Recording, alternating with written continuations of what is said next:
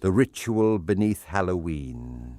B.R. Wilson. The Wilson family lights. The woods never cared what name men gave the thing waiting inside them. That's the first lie modern people tell themselves.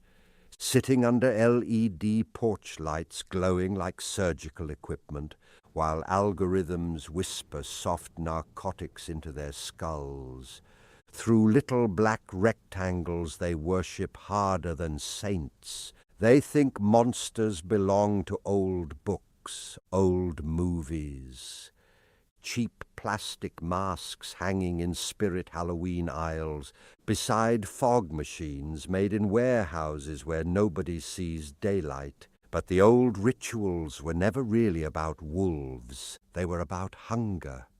About the thing that scratches behind a man's ribs after midnight, while the neighborhood sleeps, and the cicadas scream like electrical wires melting in August heat. Because somewhere, way back before streaming subscriptions and antidepressant commercials and HOA-approved lawns trimmed with machine precision, people understood something ugly. Human beings are not clean creatures. Civilization is just wallpaper stretched over a cave wall, soaked in old blood and smoke. You read these ancient transformation rites now, and people laugh. Cat fat, opium, wolf skin. Circles carved into dirt under a black moon. Sounds insane. Maybe it was. Maybe that's exactly why it worked.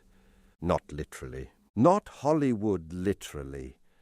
Nobody woke up looking like Lon Chaney Jr. tearing through livestock under moonlight, while villagers carried torches through Bavaria. No, the transformation happened quieter than that.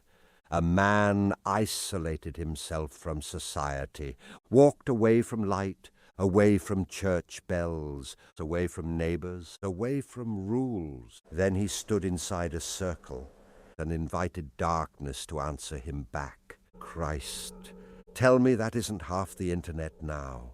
Tell me social media isn't one giant midnight ritual where lonely people smear emotional gasoline across themselves, begging unseen spirits to make them feel powerful, feared, transformed, different ingredients, same goddamn ritual. The old werewolf stories survived because they understood something modern society desperately tries to medicate away. There is something inside human beings that wants release, something territorial, violent, feral, hungrier, not always evil, just ancient. That's why horror still works, not because monsters are fake, because they aren't fake enough. A good haunt understands this. A great Halloween display understands this even better. Fog drifting through dead leaves, distant growls, uneasy lighting, shapes moving where they shouldn't. The subconscious mind starts talking before the rational brain catches up. Primitive alarm systems buried deep inside us wake up like old dogs hearing thunder. That's the real magic of Halloween. Not candy, not merch, not influencers posing beside fake gravestones holding Starbucks cups under neon signs. The atmosphere, the old unease, the reminder that humanity spent most of its existence terrified of the dark for very legitimate reasons. People forgot that. Or maybe they worked very hard to forget it. Still, every October the masks come back out.